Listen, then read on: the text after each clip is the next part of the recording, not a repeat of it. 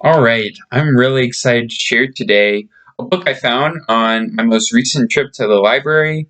If you don't have a library near you or you haven't ever been to a library, if you ever have the chance to visit, it's a great place to find new books to read. They have really helpful staff there that can help you find things. I found this on my most recent trip to the library at UNC Charlotte. And I found it looking for another book, and I stumbled upon this one, and it was something that really caught my eye. The book I have today is James Clavell's Thrump-O-Moto, and it's a fantasy book. And so we know about fantasy books are they aren't things that actually happened; they're a story that someone's made up. This is the book I'm going to be reading today, and let's do a quick picture walk because the imagery already from the cover, there's a lot of Japanese text, and we see that also inspired here. And so there's a lot of different mix of influences in this. So we look right here. This looks like a desert, and so looking at this, we're probably going to try and figure out where this is. And so we figure out in the story that we're going to be in the Australian outback, which is kind of like the deserts of Australia. And so we're having kind of two mixes of cultures, this Australian culture with this Japanese culture. And looking forward, we see that this art style shows a very different portrayal of this character. A lot darker colors, a lot more pop and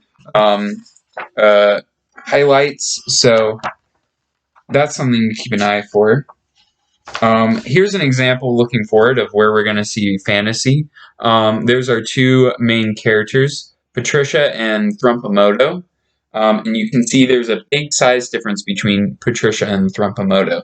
So that can be something that we can look forward and be looking out for. Where are those other instances of something happening that can't really happen? So let's keep an eye out for those. Other things we're going to want to look for going into this. We want to be aware of vocab. And there's a lot of instances in here where we can use context or hints within the text to figure out what words mean.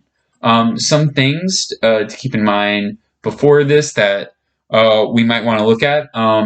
Some vocab words. We're going to see the word rambling, and it's going to be used to describe a house, which I hadn't heard before, so I looked this up, and it's a style of kind of ranch house that's a very wide and open perimeter. It basically means like a very wide kind of flat house that reflects kind of like walking a long distance. And there's also jacaranda tree, which is a flowering tree. And we also hear the word chan, which is part of Japanese culture and is kind of like a title, how we might call someone Mr. or Mrs. So with all that said, let's get into the text. So we have James Clavell's Thrump-O-Moto.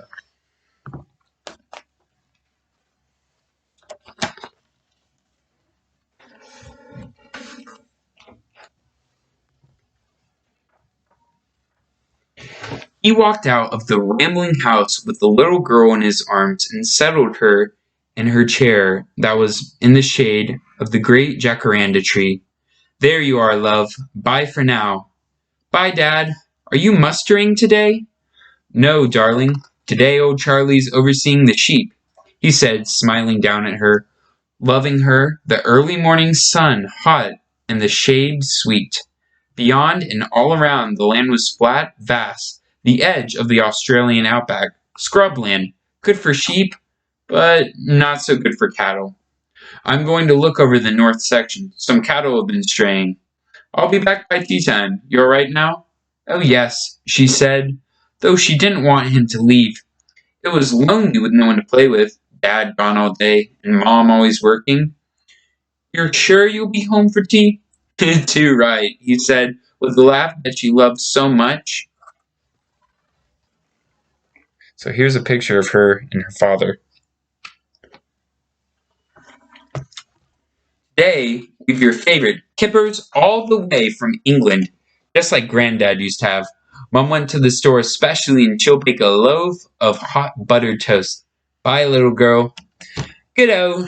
She felt the roughness of his skin as he kissed her, and smelled his grand, warm man smell. Then he tousled her hair and walked away, tall and strong, his old jeans and shirt battered, old hat sweat stained. She craned around in her chair to watch him get into the jeep, her tears very near. No, she muttered to herself, no tears, and think good thoughts, like Dad says. She waved to him bravely, but he was already through the big wooden gates that ran between their house and paddocks and the sheep and cattle pens. Something I'm already noticing is she's trying to be very strong even when she's upset. So I think there's other instances that we're going to notice later on where she has this belief that she has to remain strong and be happy. So that's something, let's keep an eye out for that. Another thing we should also look are there's some other words that might be a little different from how here in America we might say words or words that are common. So one that I can think of is saying mum as opposed to mom, and words like scrubland, different things we'll see. So also keep mind of those words. Some of them we can figure out in the context of the story. All right. Their house was a single story, low and rambling, with outhouses, barns, and lean-tos, the roof part tiled and part corrugated iron that made a noise like thunder during the wet. Near the house were a few flower beds, but here there was little time to tend flowers. Wish I could do that for Mom, she thought. Kippers? Well, they're not really my favorite, but Dad loves them so much, just like Granddad did. So, I don't mind. Spaghetti's really my favorite, she said out loud. She settled back in her chair and began to wait. Now she could... Oh wait, before I move on, let me show you this picture. Shows you a great view of the Australian outback. Kind of helps sets up how we're imagining this area. Now she could hear her mother in the kitchen, cleaning the pots and pans from breakfast, singing as she worked. Always cleaning and cooking and getting water from the roof tank, or making the beds, or washing. And Dad always working and driving and coming home and eating and laughing with Mom and me, and oh, how lucky we are. It was cool in the shade, the flies not bad in the season, springtime, and she knew that soon her mother would bring some more lemonade, and they would begin a lesson or two. She would let her mind drift, watching herself run after the jeep that was now just a dust cloud on the horizon. I'd run, and then, when I was tired, I'd walk to the creek and swim and have such a lovely time. I'd jump in the water and splash and sing, then I'd dry myself and walk home, and then suddenly a noise startled her. She came out of her reverie and looked up into the lower branches of the jacaranda tree.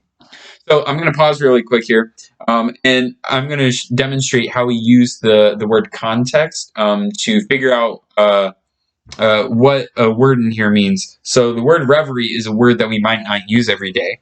And so in this context, I'm going to look at it and said, suddenly a noise startled her. She came out of her reverie and looked up into the lower branches of the jacaranda tree. So reverie, it probably has something to do of this daydream or a series of thoughts she was having. And this seemed mostly positive. This was her dreaming of running. So important detail about Patricia is she's in crutches, so she can't typically run by herself without crutches. So this is kind of like a positive kind of vision she's having. So I'm going to use the context and say that reverie is kind of like a positive kind of dream almost. All right, moving on, back to what we were reading. What seemed to be a ball of multicolored material tumbled to the earth below, and the ball untangled itself with coughs and sputters and became the strangest tiny little boy. Here's that picture we saw earlier. colors look very different. See lots of oranges, and then we get some blues. I wonder if that's important. Maybe. Let's read on and see. Oh, good day, she gasped.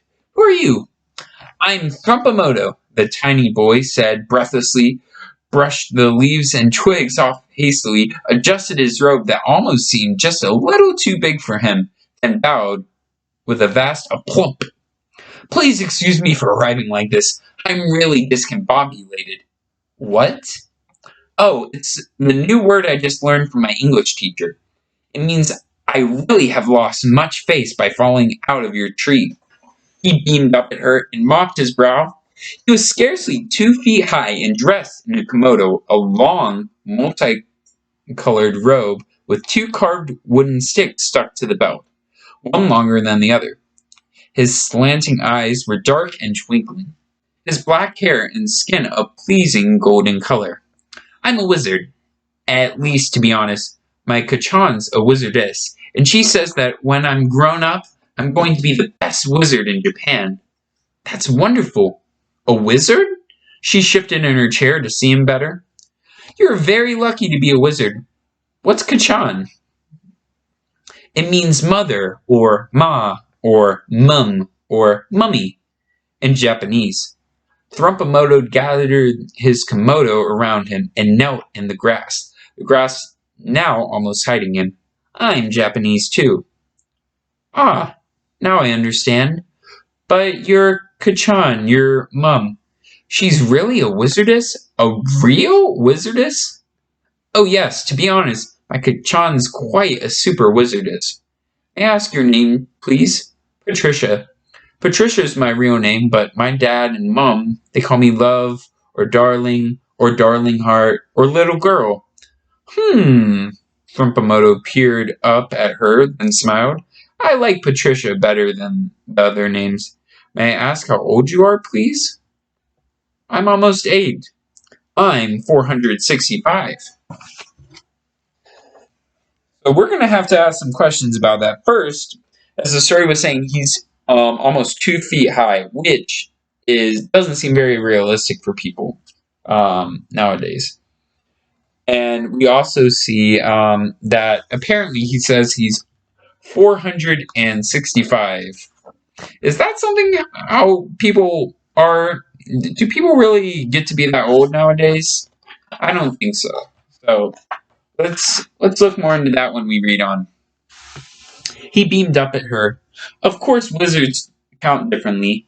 They do. She thought a moment. You don't look much older than me. 465 by wizard's count. And about 8 by yours, he said. She frowned.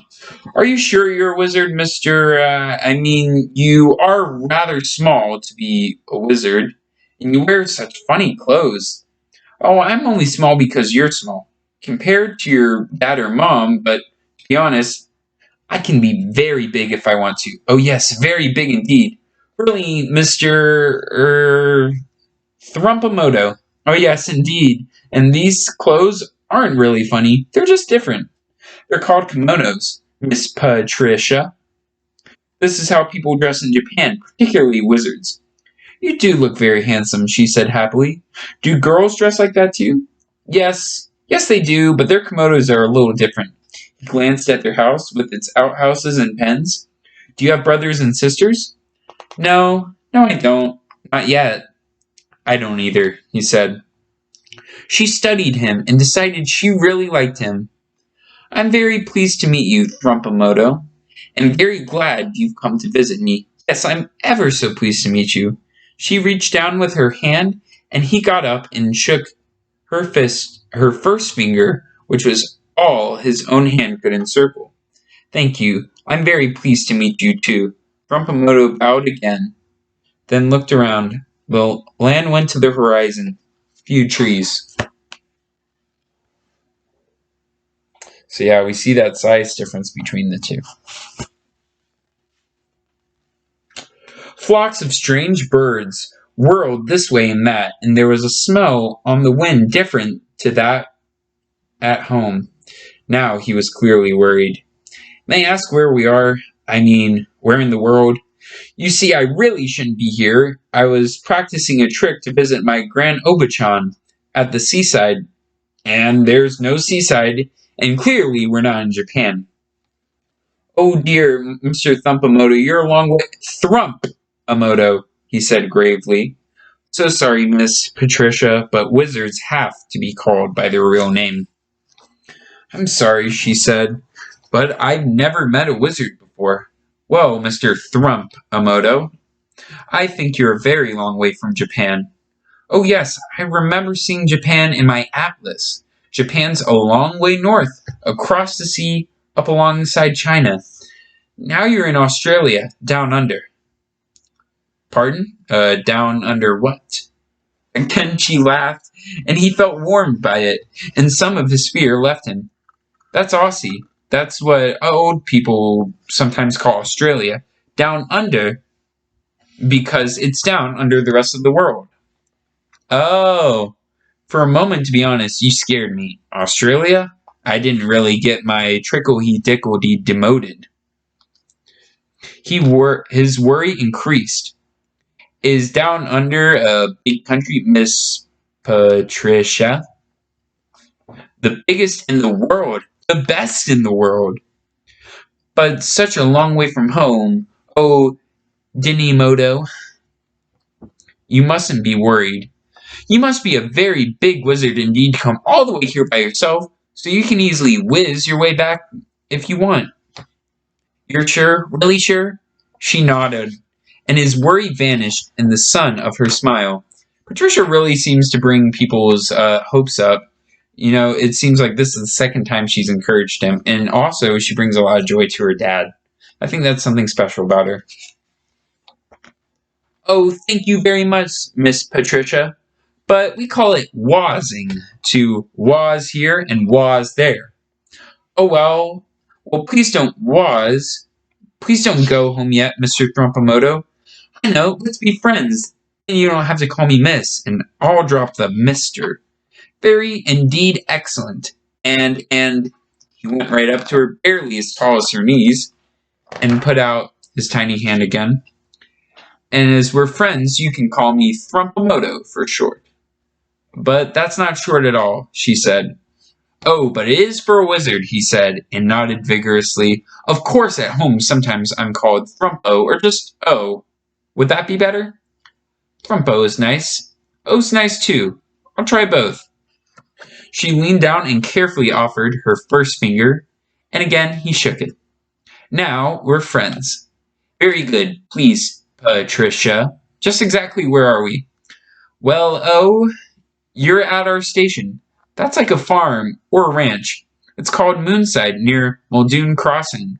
That's where the store and the post office are. Our nearest town is Medora, and we're on the edge of the outback. That's what we call the far country, far away from the coast. Patricia's eyes were dreamy. I saw the sea once. It was so pretty.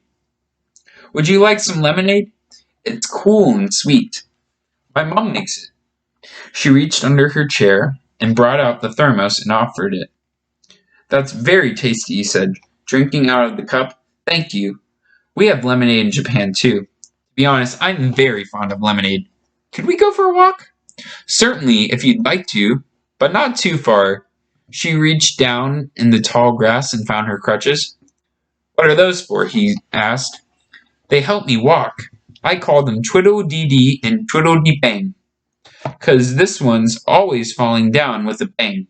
You see, when I was very little, about 3 years ago, I got a very bad illness. I was sick, and afterwards my legs didn't work. Oh dear, Miss Patricia. Thrump-O-Moto shuddered in the warmth of the sun. Oh yes, he said. We know that bad spirit at home too. We wizards call him Nurku the Bad. Yes, he's very bad, but my dad said once I'll be able to run if I'm quiet and wait and think good thoughts.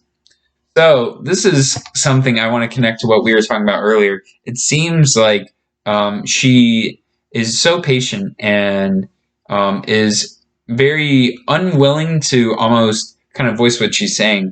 And I think this is probably part of it. And I think there's ways that it's a good thing to be like respectful and polite in these circumstances, but I think it's also causing her to not really talk up for herself. Like when her dad was saying they were going to have kippers, and she's like, I do not like kippers, but I'm not going to say that. She lifted herself painfully and put her crutches under her armpits and smiled down at Thrump-O-Moto. Let's go to the end of the garden. You're sure it's all right for you, Patricia?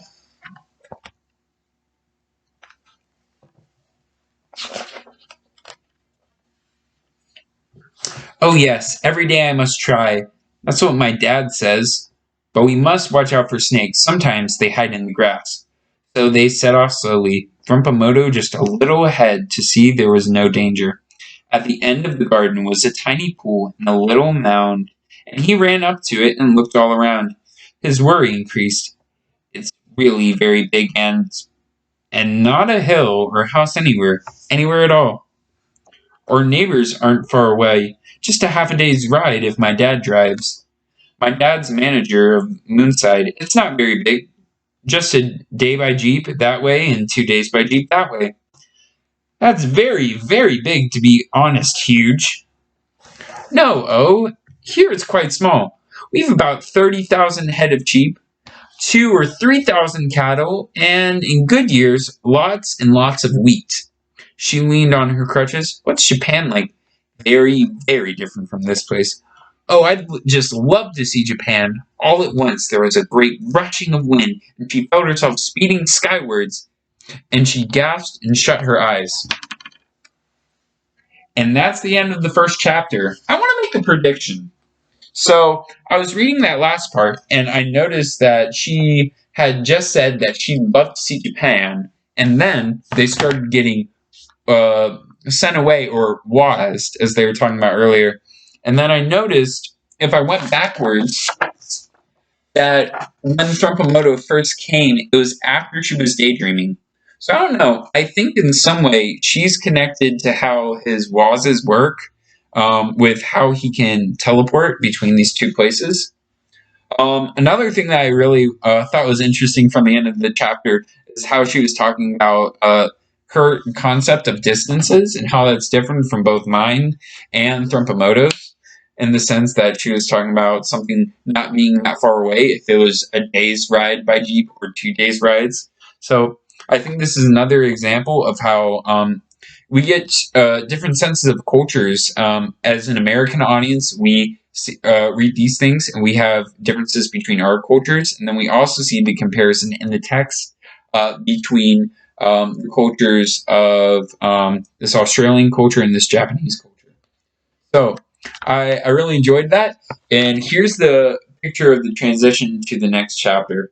Again, I think one of the reasons I love this book most right now is the artwork. It's so fantastical, and it's kind of weird because this isn't really the setting I would really think of for a fantasy book. Like, it's just this much grounded in reality. So, I mean, there's Australia, there's Japan, so it's in our world, but it has all these fantasy elements. So, I thought that was really cool. And thank you for reading me with this with me. I think this is a great encouragement for me to keep on going to the library and keeping on finding different books that I'm interested in. So thank you for listening to this with me, and I hope you guys have a good week.